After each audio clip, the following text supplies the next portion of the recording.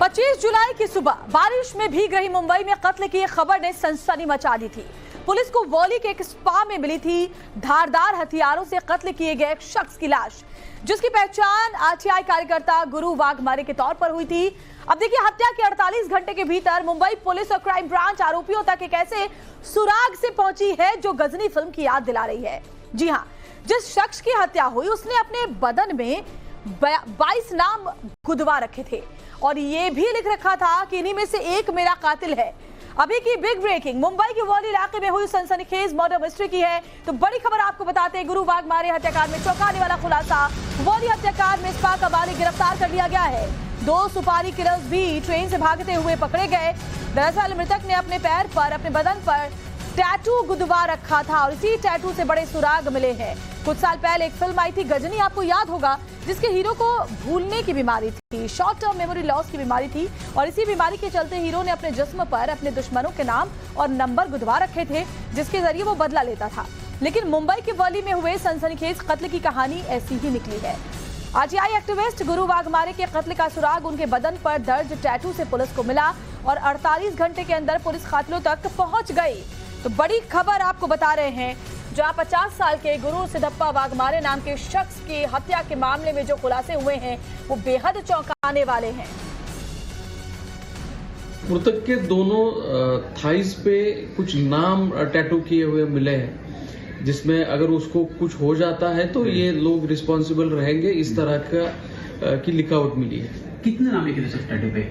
तकरीबन 22 नाम है इसमें, जिसमें अलग अलग जगह के ये लोग हैं। डिसीज जो है वो एक आरटीआई एक्टिविस्ट के तौर पे काम करता था, जो खुद ही कुछ इलीगल अगर उसे कुछ नोटिस होता है तो उसके बारे में एप्लीकेशंस करता था, उसका फॉलोअप भी लेता था और कुछ स्पा ओनर्स के कॉन्ट्रैक्ट में था, यही इसका फुल टाइम प्रोफेशन था। और डिसीज पे 8 कॉग्निजेबल ऑफेंसेस और 22 एनसीआर उसके खिलाफ रजिस्टर है। तो बहुत ही चौंकाने वाला ये मामला सामने आया। देखिए, गुरु वाघमारे के कातिलों तक पुलिस पहुंची तो सनसनीखेज खुलासों ने पुलिस को भी चौंका दिया। आरोपियों के मुताबिक गुरु वाघमारे एक ऐसा आरटीआई एक्टिविस्ट था जिसका काम ही आरटीआई के जरिए लोगों की कमियां ढूंढना, उन्हें कार्रवाई की धमकी देना और ब्लैकमेल कर रुपयों की वसूली करना था और यही उसके कत्ल की वजह बना। देखिए, जो बड़ी जानकारियां मिली, 24 जुलाई की रात वॉली के सॉफ्ट टच स्पा में यह हत्या हुई थी। धारदार हथियारों के वार से गुरु वाघमारे नाम के शख्स की हत्या कर दी गई थी। पोस्टमार्टम जब हुआ तो मृतक की जांघ यानी उनके थाइस के टैटू ने चौंका दिया।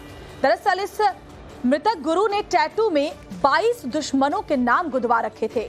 हत्या का आरोपी संतोष शेरकर का जो नाम है वो टैटू में 6ठे नंबर पर था। हत्या की खबर पुलिस को संतोष शेरकर ने ही दी थी, जिसका नाम भी थाई पर गुदवाया हुआ था।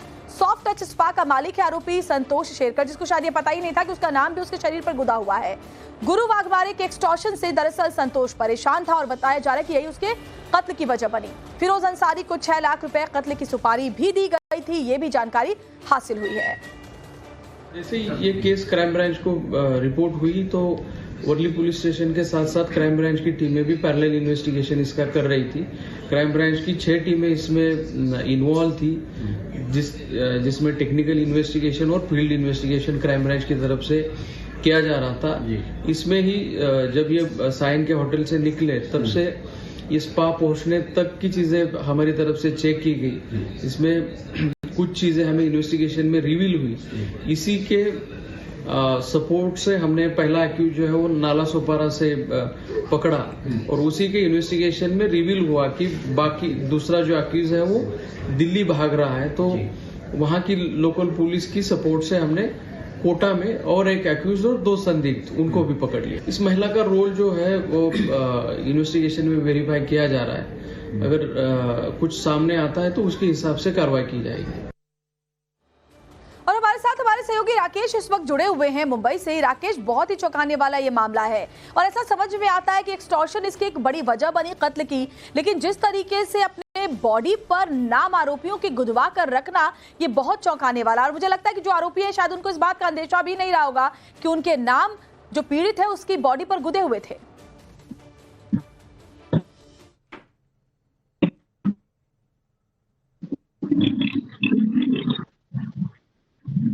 राकेश, तो राकेश को शायद मेरी आवाज नहीं मिल पा रही है, लेकिन आपको बता दें बहुत ही चौंकाने वाला जो मामला है, मराठी में लिखा हुआ है कि ये मेरे दुश्मनों के नाम है और इनकी ज्यादा डिटेल जो है वो तमाम जो गाज है वो खोलेगी। लाश में है तो इसके दुश्मनों के नाम है, एक पैक पे 10 नाम लिखे हुए हैं, दूसरे पैक पे 12 नाम लिखे हुए हैं और खास तौर से उसने ये लिखा हुआ है कि ये दुश्मनों के नाम है जिसकी और ज्यादा जो डिटेल है वो लिखी हुई है मेरी डायरी में। तो पुलिस जो है अब उस डायरी की तलाश कर रही है और डायरी के अंदर इसमें और डिटेल है कि आखिर ये दुश्मनों ने उसके साथ क्या क्या किया था, कितने पैसों का लेन देन हुआ था। तो ऐसे में वो जो डायरी है वो और ज्यादा राज खोलेगी। लेकिन निश्चित तौर पे जिन कातिलों ने इसकी हत्या की उन्हें भी इस बात का अंदाजा नहीं था कि इसने कोई ऐसा टैटू बना रखा होगा। लेकिन कहीं ना कहीं ये जो अपने आप को आरटीआई एक्टिविस्ट होने का दावा करता था जो शख्स, उसको कहीं ना कहीं इस बात का जरूर अंदेशा था कि उसके जो दुश्मन है वो उसे मौत के घाट उतार सकते हैं।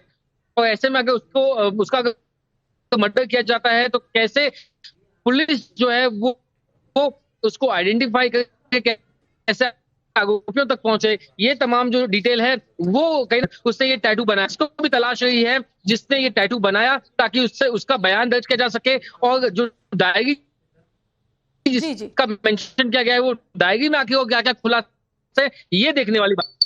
बिल्कुल, ये देखने वाली बात होगी क्योंकि स्पा सेंटर में जब ये कत्ल की वारदात सामने आई थी राकेश, तो बहुत ही चौंकाने वाला ये मामला था। लेकिन उससे भी जो चौंकाने वाला तब हुआ जब पोस्टमार्टम में ये जानकारी हासिल हुई कि बॉडी पर इसने 22 लोगों के नाम गुदवा रखे थे। शुक्रिया आपका जानकारी के लिए।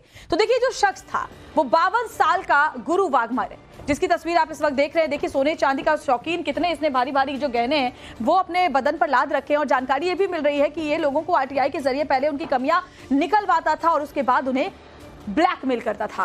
संतोष शेरकर को भी पिछले साल से ही वो ब्लैकमेल करा था, काफी वक्त से उससे वसूली भी किया करता था। तो जाहिर है इसी वजह से वाघमारे की संतोष शेरकर से दुश्मनी भी थी और वाघमारे ने अपने दुश्मनों के लिए लिस्ट बनवा रखी थी अपने पैरों में, उसमें 6ठे नंबर पर संतोष शेरकर का नाम भी गुदवा रखा था। ऐसे में तमाम जो कनेक्शंस हैं अब निकल कर सामने आ रहे हैं और इससे साफ साफ पता चलता है कि देखिए पुलिस गर्लफ्रेंड से जब पूछताछ की गई उसकी, तो उससे क्या पता चला। दरअसल ये गर्लफ्रेंड भी उस वक्त साथ में थी वाघमारे के। बर्थडे सेलिब्रेट करने के लिए गुरु वाघमारे ने बुलाया था, गर्लफ्रेंड ने ये बताया। गर्लफ्रेंड को लेकर गुरु वाघमारे पहले बार में गया था उस रात जब इसकी हत्या की गई थी। बार में ड्रिंक्स के बाद दोनों वर्ली के सॉफ्ट टच स्पा चले, यानी कि जहां पर मर्डर होता है वहां गर्लफ्रेंड भी साथ गई थी।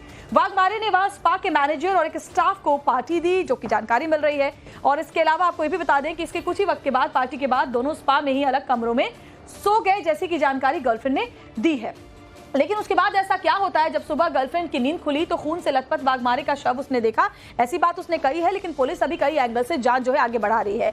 वाघमारे की गला काटकर हत्या कर दी गई थी जब वो स्पा सेंटर में सोया हुआ था, ये जानकारी जो गर्लफ्रेंड है वाघमारे की उसने दी है पुलिस को। लेकिन पुलिस अब हर एंगल से जांच कर रही है और क्या गर्लफ्रेंड का भी इसमें कोई रोल था, इसकी भी जानकारी हासिल करने के लिए तफ्तीश आगे बढ़ाई जा रही है। लेकिन सबसे अनोखी जो बात है इस मर्डर मिस्ट्री में वो ये है कि इस शख्स को पहले से ही पता था कि उसकी हत्या की जा सकती है।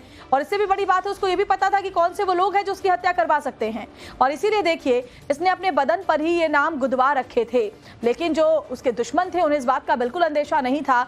अगर ये अंदाजा होता तो जाहिर तौर पर जब मर्डर किया तो उस वक्त इस बात की भी कोशिश उन्होंने की होती कि इस जो टैटू बनवा रखे हैं उसको वो हटा देते, मिटा देते। धारदार हथियार से उन्होंने मर्डर किया था तो उसी हथियार से उस नाम को भी वो मिटा सकते थे। लेकिन उन्हें इस बात का जरा भी अंदेशा ही नहीं था कि ऐसा कुछ होगा और अपने बदन पर इस शख्स ने उनके नाम गुदवा रखे होंगे। अब देखिए उसी से पुलिस को पूरा का पूरा जो लिंक है वो मिला और उसके बाद ये जो आरोपी हैं मर्डर के वो अब पुलिस गिरफ्त में हैं। कुछ और आरोपियों की तलाश भी पुलिस की टीम कर रही है जिससे और चौंकाने वाले खुलासे सामने आएंगे।